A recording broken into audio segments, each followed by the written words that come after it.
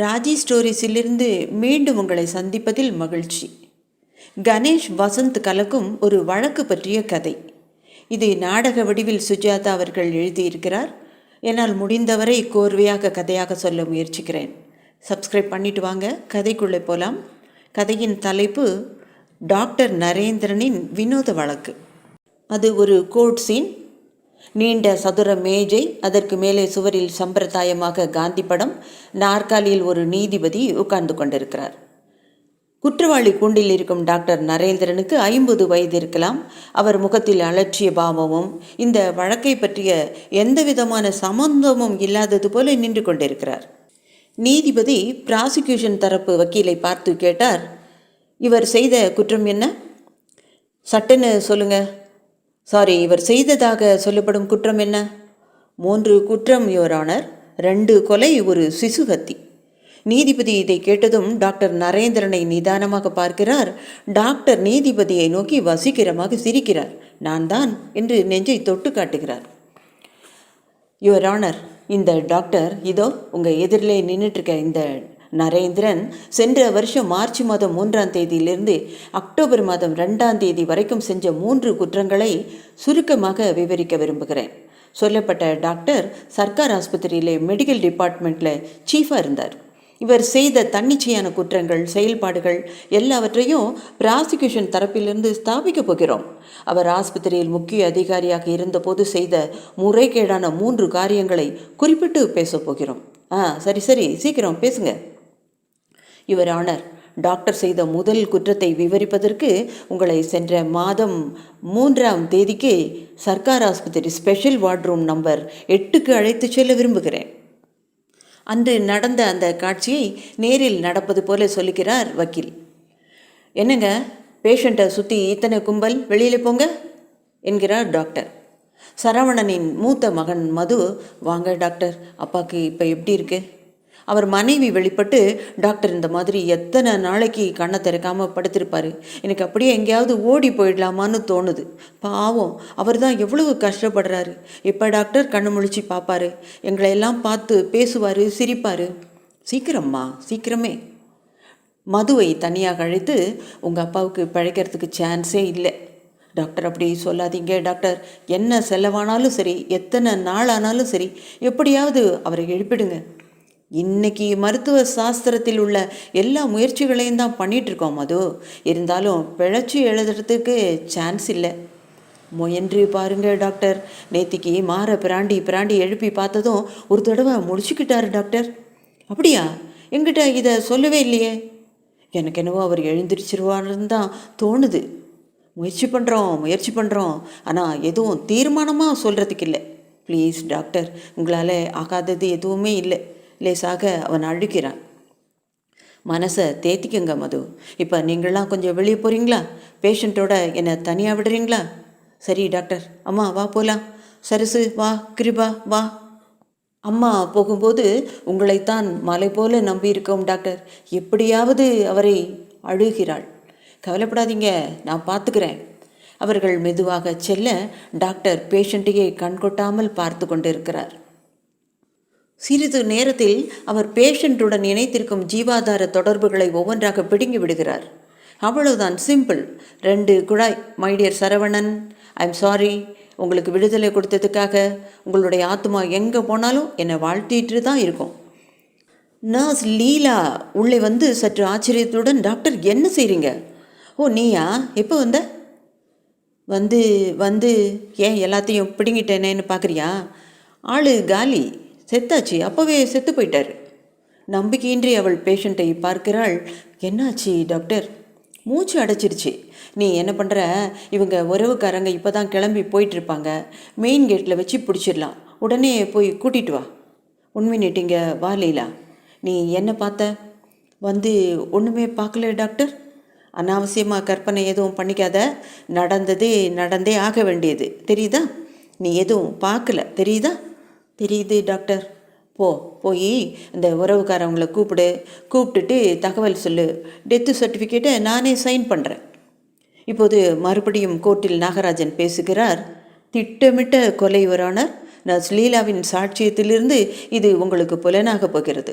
உயிருடன் மன்றாடி கொண்டிருந்தவரின் கடைசி ஜீவாதார குழாய்களை வெட்டினதும் இல்லாமல் அந்த குற்றத்தை சாமர்த்தியமாக மறைத்திருப்பதையும் நிரூபிக்கப் போகிறோம். 1 மினிட். டாக்டர் நரேந்திரன், உங்களை ஒரு கேள்வி கேட்க விரும்புகிறேன் என்றார் நீதிபதி. Please your honour. நீங்கள் அப்படி பண்ணீங்களா? ஆமாம், அப்படி தான் செஞ்சேன். நீதிபதி சற்று திடுக்கிட்டு விட்டு, நாகராஜன், யூ ப்ரொசீட். டாக்டர் நரேந்திரனின் அடுத்த குற்றம் இப்போதும் நடந்தது அப்படியே விவரிக்கப்படுகிறது. டாக்டர் சாரதாம்மா உள்ளே வருகிறார். கூப்பிட்டீங்களா டாக்டர்? டாக்டர் சாரதாம்மா, இவளை தெரியுமில்ல? பார்த்துருக்கேன். இவள் எங்கள் ஆஃபீஸ் கிளார்க்கு. இவளுக்கு நீங்கள் உதவி செய்யணும். இவள் பேர் மஞ்சுளா. சொல்லுங்கள் டாக்டர், நான் என்ன பண்ணணும்? இவள் ப்ரெக்னெண்ட்டாக இருக்கா. ஒரு டிஎன்சி பண்ணி விட்டுருங்க உங்கள் டிபார்ட்மெண்ட்டில். வாட்? அவளை பார்க்கிறாள். அந்த மஞ்சுளா குனிந்த தலை நிமிராமல் உட்கார்ந்திருக்கிறாள். கொஞ்சம் எதிர்பாராதது நிகழ்ந்து போச்சு. டெஸ்ட் பண்ணி பார்த்துருங்க.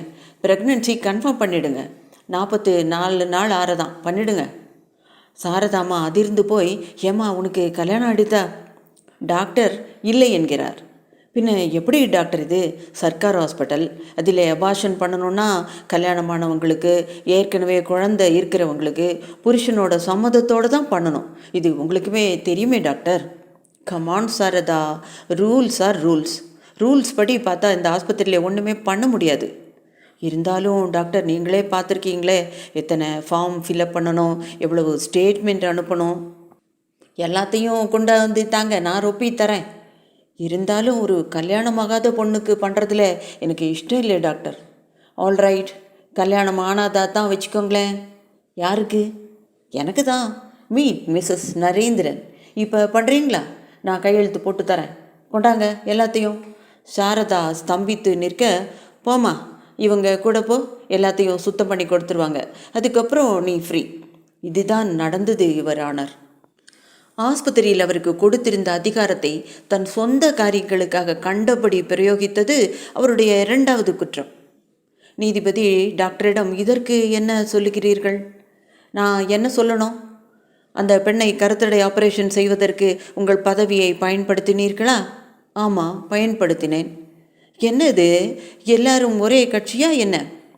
யுவர் ஆனர், டாக்டர் நரேந்திரனின் 3வது குற்றம் அதி தீவிரமானது. 10 வயது சிறுவனை தப்பாக மருந்து கொடுத்து கொன்றது. அந்த பையன் பேர் ரவி. மிக புத்திசாலித்தனமான சிறுவன். அவன் அப்பா ஹார்பரில் வேலை செய்கிறார். ஒரே மகன்.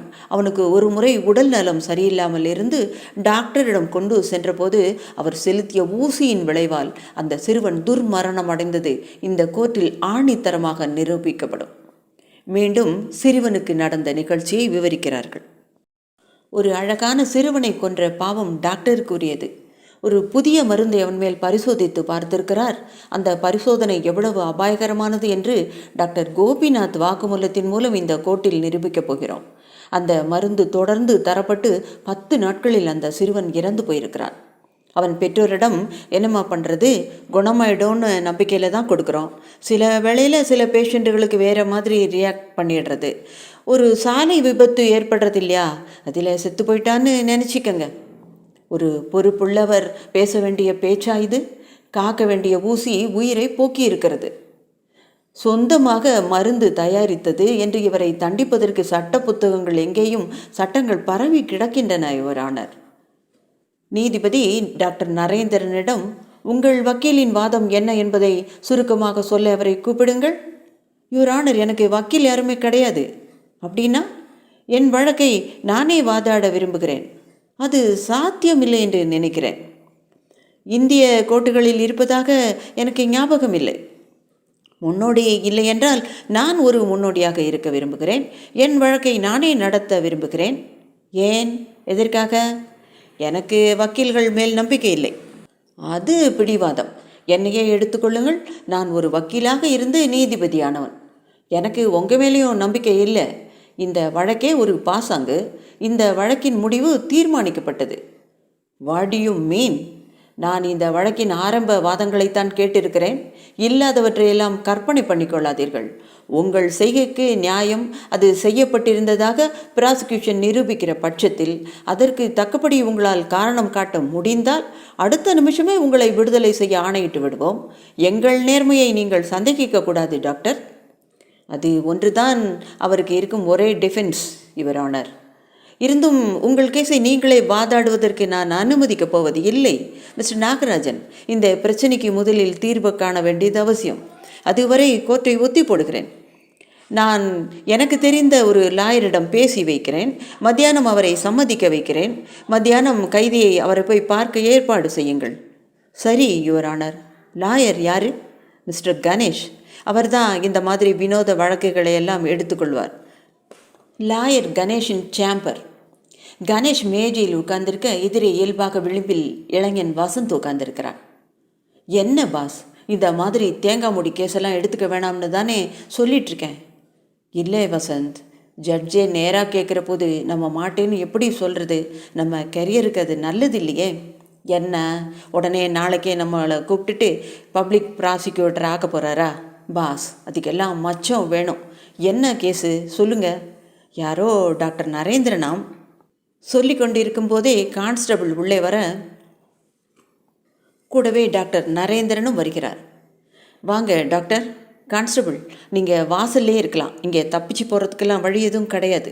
வெளியில் பெஞ்ச் போட்டிருக்கு, கொஞ்சம் நேரம் ரெஸ்ட் எடுத்துக்கோங்க. உட்காருங்க டாக்டர். கைலாசம் சொன்னார் உங்கள் கேஸில் நீங்களே வாதாட போகிறதா? ஆமாம், எனக்கு லாயர்ஸ் மேலெல்லாம் நம்பிக்கை கிடையாது. அப்படி சொல்லிட்டா எப்படி? எனக்கு கூட தான் டாக்டர்ஸ் மேலே நம்பிக்கை இல்லை. இருக்கிற டாக்டர்ஸ் எல்லாம் கொள்ளை அடிக்கிறவங்கன்னு அபிப்பிராயம்.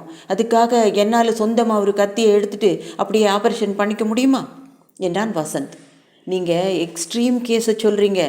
எனக்கு என்னவோ என்னுடைய கேஸை என்னால் தான் சரியாக வாதாட முடியும்னு தோணுது. கோர்ட்டில் வாதாடுறது அப்படிங்கிறது அவ்வளவு சுலபம் இல்லை டாக்டர். முதல்ல உங்களை பேசவே விட மாட்டாங்க. எல்லாத்தையும் அப்ஜெக்ஷன் பண்ணி தள்ளிவிடுவாங்க. அது சரி, உங்கள் கேஸ் என்னன்னு சொல்லுங்கள். ப்ராசிக்யூஷன் படி பார்த்தா ஆஸ்பத்திரியில் ருத்ர தாண்டவம் ஆடி இருக்கீங்க போல இருக்கே. கொஞ்சம் விவரமாக சொல்லுங்கள். விவரம் என்ன விவரம்? அவங்க சொன்னதெல்லாம் நிஜம்தான், நடந்தது தான். என்னது? ஆமாம், அவங்க சொல்கிறது 3. சரவணன்னு ஒரு பேஷண்ட்டை இருக்கிற குழாயெல்லாம் பிடுங்கிட்டு அவர் மூச்சு விடுறதை நிறுத்த வச்சேன், அது உண்மை. அப்புறம் மஞ்சுளான்னு என் கிளார்க்குக்கு ஹாஸ்பிட்டலில் அபார்ஷன் பண்ணி வைக்க என்னுடைய பதவியை உபயோகித்தேன், அதுவும் உண்மை. ரவின்னு ஒரு பையன் நான் கொடுத்த இன்ஜெக்ஷனில் தான் செத்து போனான், அதுவும் உண்மை. கொஞ்சம் இருங்க, வாசலில் கான்ஸ்டபிள் இருக்கிறாரான்னு பார்த்துட்டு வரேன், அவர் கூடயே அப்படியே போயிருங்க என்றான் வசந்த். இரு வசந்த், டாக்டர் இதெல்லாம் ஏன் பண்ணீங்க? செய்யணும்னு நினச்சேன், செஞ்சேன், அவ்வளவுதான். எல்லாத்துக்கும் சேர்த்து நீங்கள் தீர்க்காயுசாக இருந்தால் 125 வருஷம் தண்டனை கிடைக்கும். சரிதான் பாஸ், இந்த கேஸை நம்ம எதுக்கு வாதாடணும்? உங்கள் பேர் என்ன? கணேஷ். இது வசந்த். கொஞ்ச நாளாக எனக்கு முதுகு வலி, உங்ககிட்ட காட்டலான்னு சின்னதாக ஒரு ஐடியா இருந்தது, ஆனால் இப்போ இல்லை என்றான் வசந்த். மிஸ்டர் கணேஷ், உங்களை என் கேஸை இழுத்துக்கணும்னு நான் ஒன்றும் மல்லாடலை. அந்த ஜட்ஜு தான் ஏற்பாடு பண்ணியிருக்கார். எனக்கு கிடைக்க வேண்டிய நியாயமான தண்டனையை ஏற்றுக்க நான் தயார். அப்போ சௌகரியமாக போச்சு என்றான் வசந்த். இரு வசந்த், நீங்கள் அதையெல்லாம் செஞ்சதுக்கு காரணம் இருக்கணும் இல்லையா? இருக்குது. நான் அவங்க எல்லாரையும் காப்பாற்றினேன் அல்லது காப்பாற்ற முயற்சி பண்ணினேன். சரி, காப்பாற்ற முயற்சித்து எல்லாரையும் பம்ப் ஆஃப் பண்ணிட்டீங்களா? என்ன சார் இது? சரியான முறுக்கிக்கிட்ட முரண்பாடாக இருக்கீங்களே. இந்த கேஸை நீங்கள் எடுத்துக்கணும்னா நான் ஒன்றும் பிடிவாதமாக இருக்கலையே. நாங்களும் பிடிவாதமாக இல்லை, ஏதோ ஜட்ஜுக்கு தெரிஞ்ச கட்சின்னு தான் உங்களை. நீங்கள் ஏன் அப்படி செஞ்சீங்கன்னு சரியாக சொல்ல மாட்டிங்களா என்று பணிவாக கேட்டான் கணேஷ். இதை பாருங்கள், நீங்கள் எல்லாரும் ஒரே கட்சி, உங்கள் எல்லாரையும் விலைக்கு வாங்கலாம். என் கேஸை பொறுத்தவரை எல்லாமே தீர்மானிக்கப்பட்ட விஷயம், கடைசி தீர்ப்பு வரைக்கும். இன்றைக்கி நான் எழுதி கொடுக்குறேன் தீர்ப்பு என்னன்னு. என்ன? இப்போ அந்த அந்த அதிக பிரசங்கி பையன் சொன்னான் பாரு, அது மாதிரி சிறை தண்டனை ஆயுசு பூரா. அப்படி எப்படி தீர்மானமாக சொல்கிறீங்க? கேஸு தான் இன்னும் ஆரம்பிக்கவே இல்லையே. எல்லாரும் சேர்ந்துட்டு என் மேலே நடத்துகிற ஒரே கேஸ் இது தானே. நாங்கள் கொஞ்சம் நடத்தி பார்க்குறோமே, ஒரு சான்ஸ் கொடுக்கங்களேன் என்று கணேஷ் கெஞ்சினான். எனக்கு தண்டனையிலேருந்து தப்பிக்க இஷ்டம் இல்லைப்பா, அது வேற விஷயம் டாக்டர். அந்த 3வது குற்றம் இருக்கு பாரு, அந்த சின்ன பையன், அவன் மேலே அந்த மருந்தை நான் ட்ரை பண்ணியிருக்கக்கூடாது. நான் செஞ்சது குற்றம்தான், அதுக்கான தண்டனையை நான் அனுபவிக்க விரும்புகிறேன் என்று சற்று உருக்கமாக சொன்னார் டாக்டர். நான் சொல்ல வேண்டியது எல்லாமே சொல்லியாச்சு, பெஸ்ட் ஆஃப் லக், நான் கிளம்புறேன். அவர் சென்ற திசையே பார்த்து கொண்டிருந்த வசந்த், இதை பாரா என்றான். ஸ்ட்ரேஞ்ச் மேன், என்ன சொல்ல வர வசந்த்?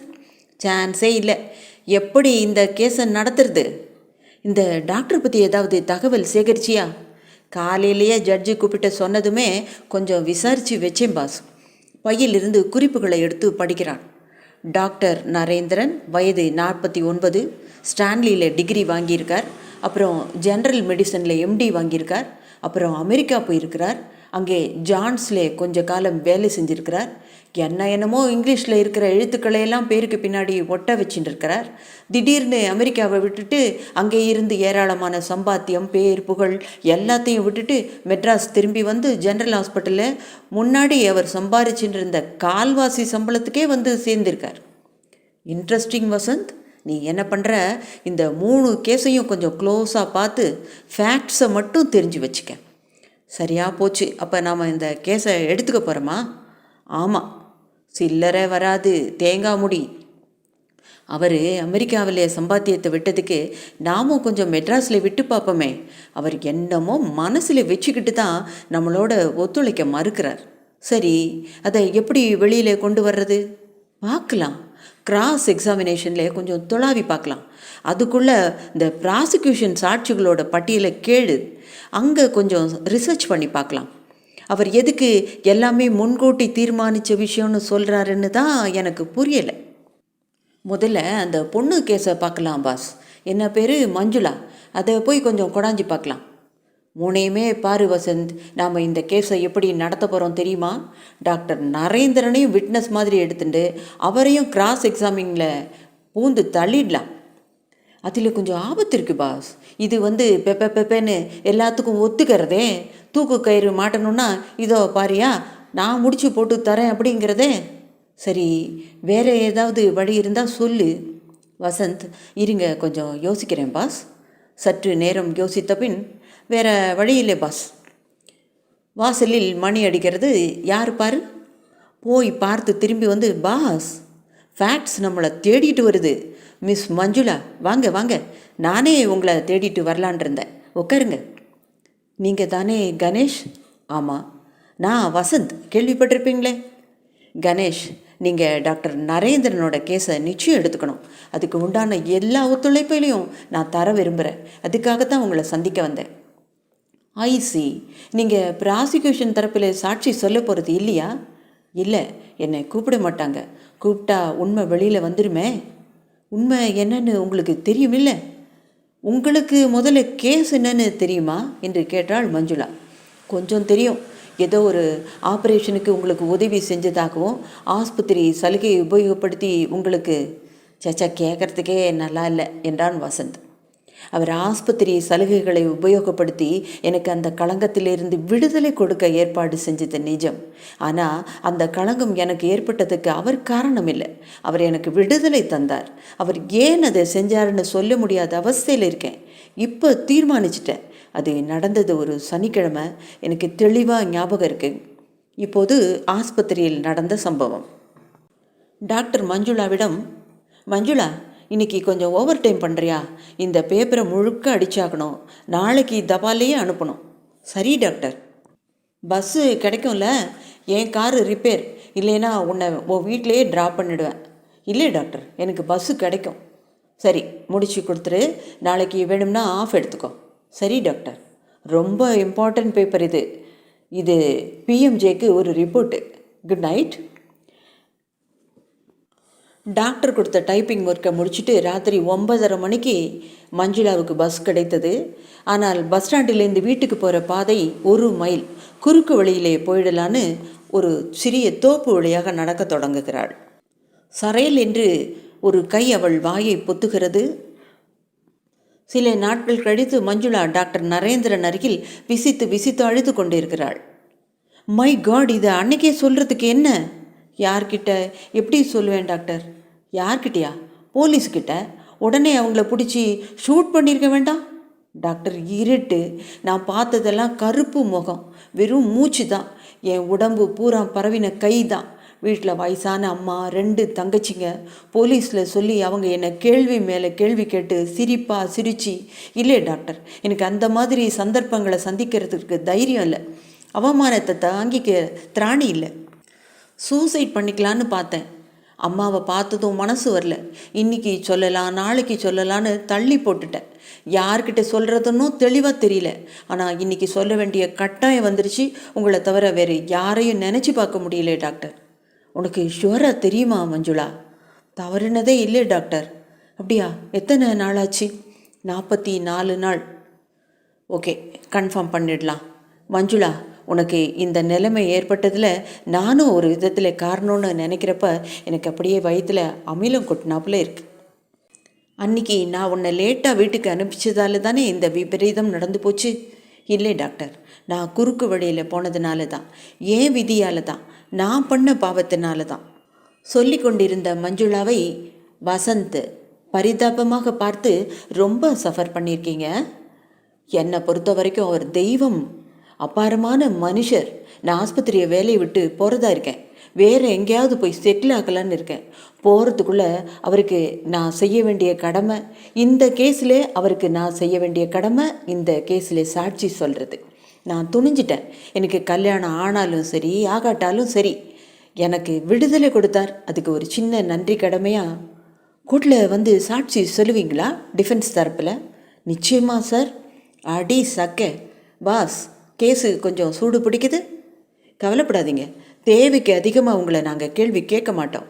உங்கள் அட்ரஸை கொடுத்துட்டு போங்க. அட்ரஸு தெரியும் பாஸ், குறித்து வச்சுருக்கேன். அப்போ நான் வரட்டுமா சார்? அவள் போனதும், காப்பதற்கு ஆண் துணை இல்லாத பெண்களை ரேப்புதல் ரொம்ப சுலபம்னு வள்ளுவர் சும்மாவா சொன்னார்? டேய், உனக்கு விவசாயே கிடையாதாடா? வள்ளுவர் உனக்காக ஸ்பெஷலாக குரல் எழுதி வச்சிருக்காரா? பின்ன என்ன பாஸ், நாளைக்கு எப்படி கச்சேரியில் நம்ம இறங்குறது? முதல்ல அந்த சரவணன் சம்பவத்தை தான் எடுத்துப்பாங்க. கிராஸ் எக்ஸாமினேஷனில் கொஞ்சம் குழப்பி பார்க்கலாம். அதுக்குள்ளே நீ என்ன பண்ணுற, அந்த சரவணன் யார், அவருக்கு என்ன வியாதி, இதுக்காக டாக்டர் அவரை சாகடிச்சார் அப்படின்னு விசாரிச்சுப்பார். எனக்கு என்னவோ உண்மை வேறு வடிவத்தில் இந்த கேஸில் பதிஞ்சிருக்குன்னு படுது. இருக்கலாம். அதே போல் அந்த சின்ன பையன் கேஸையும் விசாரித்து வைக்கிறேன். அதுலேயும் ஏதாவது வேறு காரணம் இருக்கலாம். பார்க்கலாம். முதல்ல கொஞ்சம் நூல் விட்டு பார்க்கலாம். அவர்கள் பேசி கொண்டு இருக்கும்போதே கோர்ட் துவங்குவதற்கான அறிகுறி தெரிகிறது. மறுநாள் கோர்ட் சீன். டாக்டர் நரேந்திரன் குற்றவாளி கூண்டில் நிற்க, எதிரே சாட்சி கூண்டில் நர்ஸ் நீலா வந்து நிற்கிறார். நாகராஜன் ஆரம்பிக்கிறார். யுவர் ஆனர், என் முதல் சாட்சி மிஸ் லீலா. மிஸ் லீலா, நீங்கள் ஆஸ்பத்திரியில் எத்தனை வருஷமாக வேலை பார்க்குறீங்க? 10 வருஷங்க. எதிர்த்தரப்பில் இருக்கிற டாக்டர் தெரியுமா உங்களுக்கு? அவரை பார்க்காமலேயே தெரியும். வசந்த் குறுக்கிட்டு, பார்க்காமலேயே சொல்கிறாங்க யுவர் ஆனர். வர்றப்ப பார்த்துக்க சொன்னாங்களா? யுவர் ஆனர், இந்த மாதிரி சின்ன விஷயங்களுக்கெல்லாம் தடங்கல் செஞ்சால் கேஸ் நடத்தவே முடியாது என்று கோபமாக சொன்னார் நாகராஜன். என் நண்பருக்கு இது சின்ன விஷயமா இருக்கலாம், ஆனால் எங்களுக்கு இது ஒரு உயிர் பிரச்சனை. மிஸ்டர் வசந்த், நீங்கள் கவலைப்படாதீங்க, உங்கள் பிரச்சனைகளை கவனிச்சிக்க நானும் இருக்கேன் என்றார் நீதிபதி. அந்த தைரியத்திலே தான் கோர்ட்டில் வந்து நிற்க முடியுது யுவர் ஆனர். மிஸ் லீலா, நம்ம டிஃபென்ஸ் நண்பர்கள் அதிகப்படியாக கால விரயம் பண்ணுறதால சுருக்கமாக மார்ச் மாதம் 3ஆம் தேதி வார்டு நம்பர் 8 என்ன நடந்ததுன்னு சொல்கிறீங்களா? நான் பேஷண்ட்டை கவனிக்கிறதுக்கு வார்டு ரூம்குள்ளே போன போது டாக்டர் நரேந்திரன் பேஷண்ட்டுக்கு உண்டான ஆக்சிஜன் சப்ளையையும் குளுக்கோஸ் ட்ரிப்பையும் பிளட் சப்ளையையும் எல்லாத்தையும் டிஸ்கனெக்ட் பண்ணுறத பார்த்தேன். ஏன் டாக்டர் இப்படி பண்ணுறீங்கன்னு நான் கேட்டப்ப, நடந்தே ஆக வேண்டியது, நீ எதுவும் பார்க்கல, உறவுக்காரங்களை கூப்பிட்டு சொல்லு, டெத்து சர்டிஃபிகேட்டில் நான் சைன் பண்ணுறேன் அப்படின்னு சொன்னார். நீங்கள் சரவணனை எப்போ கடைசியாக உயிரோட பார்த்தீங்க? காலையில் 10 மணிக்கு. இது நடந்தது எப்போ? மத்தியானம் 12 மணி இருக்கும். டாக்டர் அந்த குழாயெல்லாம் பிடுங்கி விடுறப்ப பார்க்குறதுக்கு எப்படி இருந்தார்? ரொம்ப பதட்டமாக இருந்தார். முகமெல்லாம் வியர்த்து போயிருந்தார். நான் போனப்போ ஒரு மாதிரி முகம் விகாரமாக இருந்தது. அதுக்கப்புறம் டாக்டர் இதை பற்றி ஏதாவது பேசினாரா? பேசினார். ஒரு வாரம் கழிச்சு. என்ன சொன்னார்? உனக்கு அடுத்த கிரேடுக்கு ப்ரமோஷனுக்கு ஏற்பாடு பண்ணுறேன். அன்றைக்கி அந்த வார்டில் அறையில் நடந்ததை பற்றி யார்கிட்டையும் சொல்ல வேண்டாம் அப்படின்னு சொன்னார். இப்போது டாக்டர் நரேந்திரன் சத்தம் போட்டு சிரிக்கிறார். டாக்டர், இது உங்களுக்கு சிரிக்கிற விஷயமா இருக்கலாம். இந்த கோர்ட்டுக்கு அப்படி இல்லை. கொஞ்சம் கண்ணியத்தோட மரியாதையாக நடந்துக்கிறது நல்லது என்று கோபமாக சொன்னார் நாகராஜன். சத்தம் போடா. நாகராஜன் திடுக்கிட்டு, your honour, this is the limit. நீதிபதி டாக்டரிடம் உங்களுக்கு எச்சரிக்கிறேன், பிஹேவ் யுவர் செல்ஃப். இந்த கோர்ட்டில் நடக்கிறது எல்லாமே ஃபால்ஸு. அதுதான் எனக்கு சிரிப்பு வருது. இதுக்காக இந்த வழக்கு, இதுக்காக இத்தனை இழுபறி. நான் தான் குத்தத்தை ஒப்புத்துக்கிறேனே, வழக்கே வேண்டாமே. பேசாமல் தண்டனை என்னன்னு சொன்னீங்கன்னா எல்லாரும் பொய் சொல்லாமல் வீட்டுக்காவது போகலாம்ல. மிஸ்டர் கணேஷ், நீங்கள் என்ன சொல்கிறீங்க? யுவர் ஆனர், டாக்டர் நரேந்திரன் ஒருவித விரக்தினால் பேசுகிறார். அவருக்கு நீதி கிடைக்காதுன்னு ஒரு பயம் இருக்கிறதா தெரியுது. அவர் நடந்து கொண்ட விதத்துக்காக டிஃபென்ஸ் தரப்பில் மன்னிப்பு கேட்டுக்கிறார். ஆனால் இந்த கேஸ் தொடர வேண்டியது நீதிமன்றத்தின் பாரபட்சமற்ற தன்மையை நிலைநாட்டுவதற்கு முக்கியம். டாக்டரை நாங்கள் டிஃபென்ஸ் தரப்பிலே ஒரே சாட்சியாக நிறுத்தும் போது அவருடைய வினோதமான போக்குக்கு காரணம் தெரிய வரும் என்று நம்புகிறோம். டாக்டர், நான் உங்களை எச்சரிக்கிறேன். உங்களை கேள்வி கேட்காத போது குறுக்கே பேசுறது, சிரிக்கிறது, கோர்ட்டை அவமதிக்கக்கூடாது என்றார் நீதிபதி. சிரித்து, சரி, அதுக்கு ஒரு கேஸ் போட்டுட்டா போச்சு. கணேஷ் அருகில் சென்று, doctor, will you keep quiet? Mister Nagarajan, you may proceed. She is your witness Ganesh. Ganesh லீலாவிடம், மிஸ் லீலா, சென்ற மாதம் 8ஆம் நம்பரில் நடந்த சம்பவங்களை விவரமாக சொன்னீங்க. டாக்டர் பேசின ஒவ்வொரு வார்த்தையும் உங்களுக்கு ஞாபகம் இருக்கு இல்லையா? மறக்க முடியலைங்க. மார்ச் 3ஆம் தேதினா இன்றைக்கி 1 வருஷம் 2 மாதம் ஆச்சு இல்லையா? ஆமாம், ஆனால் எனக்கு நல்ல ஞாபகம் இருக்குதுங்களே. ஓகே, போன வாரம் வியாழக்கிழமை நீங்கள் என்ன டியூட்டியில் இருந்தீங்க? இன்டென்சிவ் கேரில் இருந்தேன். என்ன டியூட்டி? Night duty. ஏதாவது குறிப்பிடும்படியாக நடந்ததா டியூட்டியில்? யோசித்து, இல்லை, ஞாபகம் இல்லை என்றாள். ஞாபகம் இல்லையா? ஆமாம், ஒரு ஆக்சிடெண்ட் கேஸு வந்துச்சுங்க. என்ன ஆக்சிடெண்ட்டு? எங்கே அடி? ஆக்சிடெண்ட்டில் அடிபட்டவர் பேர் என்ன? அவர் என்ன பேசினாரா? மயக்கத்தில் இருந்தாரா? அவருக்கு என்ன இன்ஜெக்ஷன் கொடுத்தீங்க? நாகராஜன் குறுக்கிட்டு, அப்ஜெக்ட், டோட்டலி இர்ரெலவெண்ட். என்ன mister Ganesh, what are you aiming at?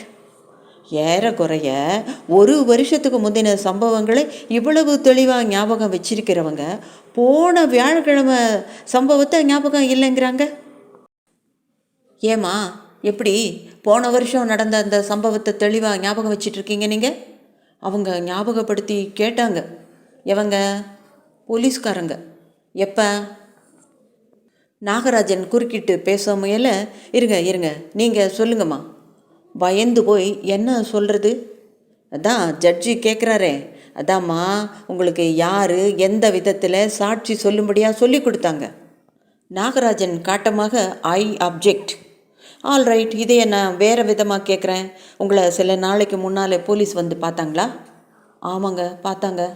பார்த்து இந்த கேஸில் சாட்சி சொல்கிறியான்னு கேட்டாங்களா? ஆமாங்க, கேட்டாங்க. என்ன சொல்கிறதுன்னு சொல்லி கொடுத்தாங்களா? நாகராஜன் கோபமாக எழுந்து, your honour, this is the limit என்றார். கணேஷ் போய் அமர்ந்து கொள்ள வசந்த் எழுந்து வந்தான். லீலா, அவ்வளவுதானே, நான் போகலாமில்லே என்றாள். இந்தம்மா, இன்னும் கொஞ்சம் கேள்வி பாக்கி இருக்கு. மிஸ் லீலா, உங்கள் மேலே ஹாஸ்பிட்டலில் என்கொயரி நடந்ததில்ல? லீலா திடுக்கிட்டு, எப்போ? சென்ற அக்டோபர் மாதம் டாக்டர் நரேந்திரனின் சில ஒழுங்குமுறைகளை நீங்கள் மீறினதுக்காக உங்கள் மேலே புகார் கொடுத்து என்கொயரி நடந்துச்சுல? அது வந்து நாகராஜனை பார்க்கிறாள். ஐ ஆப்ஜெக்ட் யுவர் ஆனர். இந்த கேஸுக்கும் இதுக்கும் என்ன சம்மந்தம் இருக்கிறது யுவர் ஆனர்? டாக்டர் கண்டுபிடிச்சி சொன்னதுனால இந்த அம்மாவுக்கு வேலை போக இருந்து சம்பளம் வெட்டப்பட்டு 1 மாதம் சஸ்பெண்ட் பண்ணப்பட்டு எல்லாம் ஆயிருக்கு. டாக்டர் மேலே இந்த அம்மாவுக்கு ஏராளமாக ஆத்திரம் இருக்க நியாயம் இருக்குது. அதனால் அவருக்கு எதிராக தப்பும் தவறுமா சாட்சி சொல்ல காரணம் இருக்குது அப்படிங்கிறத நிரூபிக்கத்தான் டிஃபென்ஸ் தரப்பு விரும்புகிறோம். இதுக்கு பதில் சொல்லுங்கம்மா என்றார் நீதிபதி. கேள்வி என்ன? உங்கள் மேலே எதுக்கு என்கொயரி நடந்துச்சு? லேட்டாக வந்ததுக்கு. அதுக்கு மட்டும்தானா? இல்லை, இன்னும் சில குற்றங்கள் இருந்திருக்கலாம், ஞாபகம் இல்லை. டாக்டர் சொன்னது செஞ்சது இதெல்லாம் மட்டும் தெளிவாக ஞாபகம் இருக்கும் உங்களுக்கு. ஞாபகம் இல்லைன்னா நான் சொல்கிறேன். லேட்டாக வந்தது சின்ன முதல் குற்றச்சாட்டு. அதுக்கப்புறம் வர்றது எல்லாமே நினைவில் இல்லை. ஆஸ்பத்திரியில் மருந்து திருடி வெளியே விற்றது இப்போ நினைவு வருதா? லீலா மௌனமாக இருக்கிறாள்.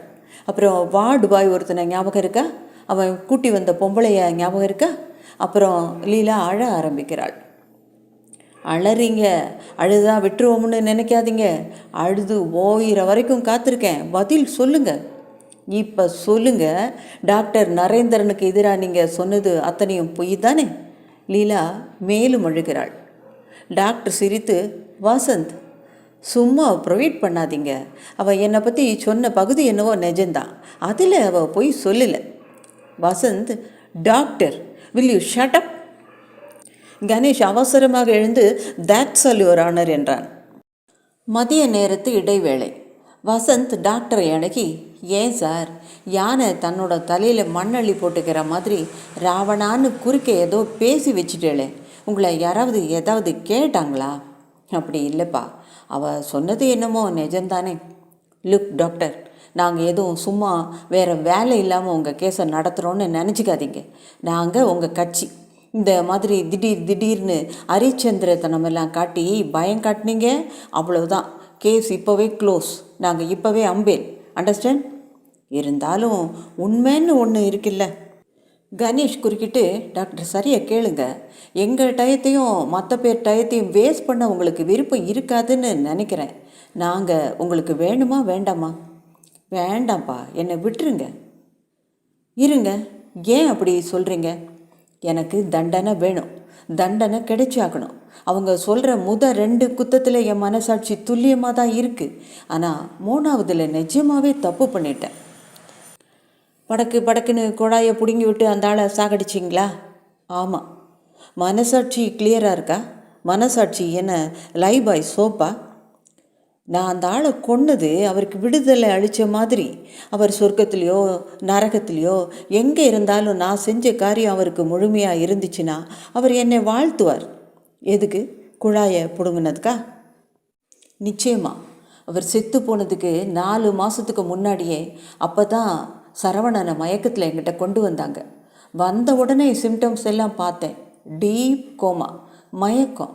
இந்த மாதிரி கோமா கேஸை எல்லாம் மூச்சு விடுற எந்திரம் தான் சொல்ல முடியும். மூச்சையும் இதய துடிப்பையும் கட்டுப்படுத்துகிற கேந்திரங்களை பகவான் மூளைக்குள்ளே புதைச்சி வச்சுருக்கார். அது லேசில் சேதம் மாறுறது இல்லை. சரவணனுக்கு அந்த 2 சக்திகளை தவிர மற்றது எல்லாமே போயிடுது. புரள முடியாது, சாப்பிட முடியாது, மலஜலம் கழிக்க முடியாது. எல்லாத்துக்கும் குழாய். சாப்பாட்டுக்கு குழாய், ரத்தத்துக்கு குழாய். லங் மெஷினை வச்சுக்கிட்டு புசுன்னு துருத்தி அடிக்கணும். கொஞ்சம் நேரம் ஒரே மாதிரி பெட்டில் விட்டால் பெட்சோர் உடல் அழுக ஆரம்பிச்சிடும். மூச்சு விடுற பிணம். அவ்வளவுதான். அவருக்கு நான் விடுதலை கொடுத்தேன். சத்தியமாக இன்னும் 1 மாதத்துலேயோ 1 வருஷத்துலேயோ இன்னும் அழுகி விகாரமாகி செத்து போகிறவனுக்கு விடுதலை கொடுத்தேன். ஓ, கருணை கொலையா? இல்லை கணேஷ், நான் செஞ்சது கருணை கொலை இல்லை. சரவணனோட சுற்றத்தார் நடந்துக்கிட்ட விதம்தான் என்னை அப்படி செய்ய வச்சுது. முதல்ல அவர் மகன் வந்தான். டாக்டர், இன்னும் எத்தனை நாளைக்கு அப்பா இப்படியே இருக்க போகிறாரு? 6 மாதம் அல்லது 6 மணி நேரம். ஒரு தடவையாவது கண்ணை முழிச்சு பேசிட்டாருன்னா பரவாயில்ல. இதுக்கு சாவியை எங்கே வச்சு தொலைச்சிருக்காருன்னு சொல்லிட்டாருன்னா பரவாயில்ல. சாவியா? ஆமாம் டாக்டர், அவரை எப்படினாச்சும் நீங்கள் எழுப்பியே ஆகணும். அவரோட உயிரை நாங்கள் பார்க்கணும். எல்லாத்தையும் மனசுக்குள்ளே வச்சுட்டு இருந்திருக்கார். ஒரு தடவை வக்கீலை கூட்டி வச்சுக்கிட்டு என்னென்னவோ குசுன்னு பேசினார். அதுதான் எங்களுக்கு தெரியும். சொத்தை எப்படி பிரித்து வச்சுருக்காருன்னு தெரிஞ்சிச்சின்னா சௌகரியமாக போயிடும். நீங்கள் எத்தனை பேர்? 2 மகன், 1 மக, அம்மா. சொத்து அதிகமோ? அதுக்கு என்ன ஏராளமாக இருக்குது. ஆனால் இவர் எப்படி யாருக்கு கொடுத்துருப்பாருன்னு லேசில் சொல்ல முடியாது. ஏதாவது கிறுக்குத்தனமாக செஞ்சு வச்சுருப்பாரு அப்படின்னு தான் தோணுது. கடைசி காலத்தில் அவர் ரொம்ப வினோதமாக நடந்துக்கிட்டார். எங்கள் கூட எல்லாம் சரியாக பேசலை, எல்லாரையும் திட்டுவார். ஏன் அப்படி திட்டுவார்? கடைசி காலத்தில் கொஞ்ச நாளாக மகன் யார், மனைவி யார், மக யார் அப்படின்னு கேட்க ஆரம்பித்தார். நாங்கள் என்ன செஞ்சோம்? நியாயப்படி அவரை வச்சுக்கிற பொறுப்பை பிரிச்சுக்கிட்டோம். 4 மாதம் என்கிட்ட, 4 மாதம் தம்பிக்கிட்ட, 4 மாதம் தங்கச்சிக்கிட்ட அப்படின்னு. நியாயம்தானே? அது அவருக்கு பிடிக்கல. எல்லாரும் தன்னை உபயோகப்படுத்திக்கிட்டு தள்ளாத காலத்தில் காலை வாரி விட்டுட்டாங்கன்னு மனசில் தப்பாக நினச்சிக்கிட்டார். சொத்தை பற்றியோ பாகம் பிரிக்கிறத பற்றியோ எங்களை கன்சல்ட் பண்ணவே இல்லை. அதாவது கொஞ்சம் காலத்துக்குள்ளே போயிடுவாருன்னு காத்திருக்கலாம். இல்லைன்னா வெயிலில் பார்க்க முடிஞ்சிச்சுன்னா நல்லது. சரி, போய் வக்கீலை கேட்டு பாருங்க. அந்த ஆள் ரொம்ப மோசம், கேட்டால் சொல்ல மாட்டேங்கிறாரு. பெரியவர் ஸ்ட்ரிக்டாக உத்தரவு கொடுத்துருக்கிறாராம், தான் செத்ததுக்கு அப்புறம்தான் வில்லை படித்து காட்டலான்னுட்டு. அதுக்கு நீங்கள் உதவி செஞ்சீங்கன்னா. என்ன உதவி? சாகடிக்கணுமா, புழைக்க வைக்கணுமா? ஏதாவது ஒன்று சீக்கிரம் செஞ்சிங்கன்னா சரி. எங்களோட பொறுமையெல்லாம் காலியாகிக்கிட்டே வருது. பாசம் அது இதுன்னு சொல்லுவாங்க, எல்லாத்துக்கும் ஒரு எல்லை இருக்குது. எத்தனை நாளைக்கு சும்மா மூச்சு விடுற உடம்பையே பார்த்துட்ருக்கிறது? பைத்தியம் பிடிக்கிற போல இருக்குது டாக்டர். ஓஹோ, புரியுது. உங்களுக்கு இப்போ என்ன, உங்கள் அப்பா வேணாம் இல்லையா? அவர் உயிரில் இருக்கிற விஷயம் என்னன்னு தெரிஞ்சுக்கணும், அவ்வளவுதானே? ஏறக்குறைய அப்படி தான். நீங்களே சொல்கிறீங்க அவர் பொழைக்கிறது கஷ்டம்னு. சரி, அப்படின்னா பெட்டியை உடச்சி பார்த்துருங்களேன். ஏன்னா இவர் எப்படி எப்போ போவார்னு சொல்ல முடியாது. என்னை பொறுத்த வரைக்கும் அவர் மூச்சு விடுற மெஷின், அவ்வளவுதான். பெட்டியை நீங்கள் உடைச்சிங்கன்னா கோச்சிக்கு அவருக்கு நினைவு வரும்னு தோணலை, உங்களுக்கோ காத்திருக்க முடியாதுன்னு தோணுது இல்லைங்க? அனாவசியமாக பிரதர் சிஸ்டர் மதருக்குள்ளே நாளுக்கு நாள் மனஸ்தாபம் அதிகரிச்சுக்கிட்டே போகுது. எல்லாரும் தெரிஞ்சுக்க ஆசைப்படுறாங்க. ஆனால் அந்த இரும்பு பெட்டியை கிளம் சுவத்தோட சுவராக பதிச்சு வச்சுருக்கு. திறக்கிறதுக்கு வெல்டிங் செட்டு, கடப்பாரை எல்லாம் வேணும். சாவி எங்கேயோ வச்சிருக்கு, சொல்லாமல் மயக்கமாயிட்டார். கொஞ்சம் ட்ரிக்கியாக தான் இருக்குது நீங்கள் பேசுகிறது. உடம்பு பூரா பார்த்துட்டோம். அருணா கயிறில் எங்கேயாவது கட்டி வச்சிருக்காரான்னு கூட பார்த்துட்டோம். கிணம் எங்கேயோ ஒழிச்சு வச்சுருக்கு. ஆஸ்பத்திரியில் அட்மிட் ஆகிற போது அருணா கயிறை அவுத்துக்குவாங்களா? எங்கேயாவது வச்சிருப்பாங்களா? மதுவின் தம்பி நாராயணன் பரபரப்புடன் வருகிறான். சாவி கிடச்சிருச்சு, தாத்தா படத்துக்கு பின்னால் இருந்துச்சு. ரொம்ப சாமர்த்தியமாக ஒழிச்சு வச்சுருந்துருக்காரு. அட பரவாயில்லையே, திறந்துட்டியா? ஆமாம் திறந்துட்டேன். ஏண்டா திறந்தோன்னு ஆயிடுச்சு. ஏண்டா வில்லு காப்பி இல்லையா? இருக்குது, அதுதான் பிரச்சனை. இப்போ கிழம் என்ன செஞ்சுருக்கு தெரியுமா? அத்தனையும் சரசு பேருக்கு எழுதி வச்சிருக்கு. மது அதிர்ந்து போய், என்னது? அட பாவி, அம்மா கேட்டால் மயக்கமாக விழுந்துடுவாடா. எல்லாம் கிழவங்கிட்ட உட்காந்து பணிவிடை செய்துக்கிட்டு தான் இருக்காங்க. பார்த்தீங்களா சார் நியாயத்தை? இந்த கிழவனுக்கு நாங்கள் கடைசி காலத்தில் மாஞ்சி மாஞ்சி பண்ணதுக்கு கடைசி பலன் சரசுக்கு எல்லாத்தையும் கொடுத்துருக்கே. என்ன திமிர் இருக்கணும். சரசு யார்? மகளா? மகளும் இல்லை, மண்ணாங்கட்டியும் இல்லை. டேய் மது, அதில் என்ன தெரியுமா எழுதியிருக்கு? என் சர்வ சங்கதிகளும் புத்தி கூர்மையுள்ள இந்த கணத்தில் என் வளர்ப்பு மகள் சரஸ்வதிக்கே என் சொத்துக்கள் அனைத்தையும் அப்படின்னு எழுதியிருக்கு கிழம். வளர்ப்பு மகளும் வைப்பாட்டியும்னு எழுதியிருந்தா சரியாக இருந்திருக்கும். அம்மாவுக்கு தெரியுமா? தெரியும். வேணாத்திக்கிட்டு இருக்காங்க. கிழவரை பிடின்னு பிடிச்சிட்டு இருக்காங்க. அவருக்கு கேட்குதோ கேட்கலையோ தாத்தாமையை சொல்லி அழுதுகிட்டு இருக்காங்க. மது, இதுக்கு ஏதாவது வழி பண்ணி ஆகணும். டாக்டர், நீங்கள் தான் உதவி செஞ்சாகணும். எப்படியாவது அவரை கொஞ்சம் நேரம், ஒரு 5 நிமிஷம் முழிக்க வச்சுருங்க. ஒரே ஒரு கையெழுத்தை மட்டும் வாங்கிக்கிட்டு விட்டுடுறோம். நான் தான் சொன்னேனே, அது என் கையில் இல்லை. இப்போ அவர் மறுபடியும் முழிக்க சான்ஸே இல்லைங்கிறீங்களா? அதுவும் சொல்ல முடியாது. கோமாவில் இருக்கிற பேஷண்ட்டுகள் எப்போவாவது திடீர்னு லூசிடாக ஆனாலும் ஆவாங்க. டாக்டர், என்ன செலவானாலும் ஆயிட்டு போகுது. ஒரு கையெழுத்துக்கு மட்டும் அவரை முழிக்க வைங்க. டேய், நீ போய் நம்ம வக்கீலை பார்த்து உடனே வேற ஒரு டிராஃப்ட் போட்டு தர சொல்லு. பக்கத்திலே வச்சிருக்கலாம், ஞாபகம் வந்த உடனே வாங்கிடலாம். மாட்டேன்னு அவர் சொன்னார்னா? மாட்டேன்னு சொல்லிடுமா அந்த கிழம்? பார்த்துடலாம்டா. சரியான ஆளுங்கப்பா நீங்கள்லாம். அவரை கடைசி காலத்தில் சரியாக கவனிச்சிட்டு இருந்தீங்கன்னா இந்த சிக்கல்லாம் வந்திருக்காதில்ல. நீங்கள் ஒன்று டாக்டர், கிழவனை உங்களுக்கு தெரியாது, எல்லாம் மரியாதையாக நடத்தினோம், கிழம் லேசுப்பட்டதில்லை. எல்லோரும் சரவணன் படுத்திருந்த அறைக்கு போகிறார்கள்.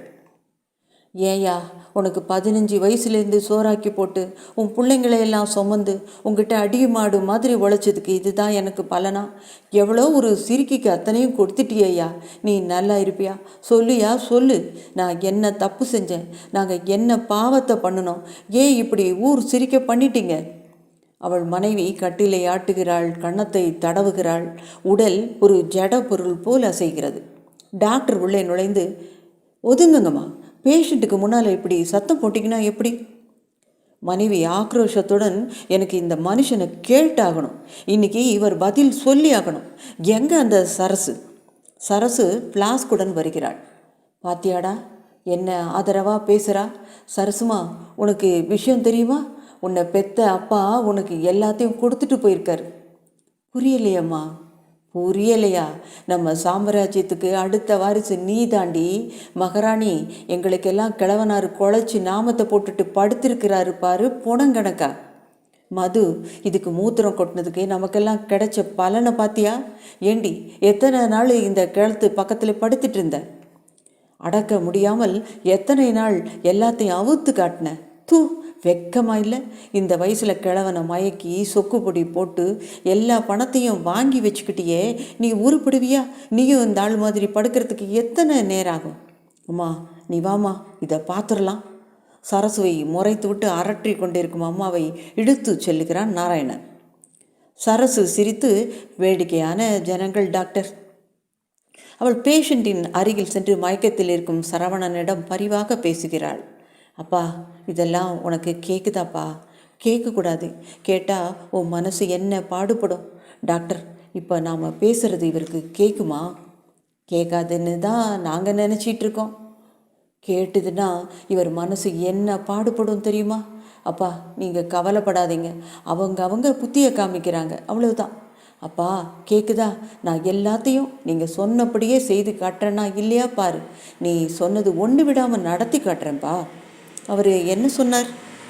கடைசி காலத்தில் 4 பேரும், மது, நாராயணன், கிருபா, அவங்க அம்மா 4 பேரும் சேர்ந்து அலைக்கழிச்சிருக்காங்க பாருங்க. நாய்ப்பட்ட பாடுபட்டிருக்கார். பேரலிஸ் வந்து ஒரு பக்கம் விளங்காமல் போய் நடக்க முடியாமல் போயிடுச்சு.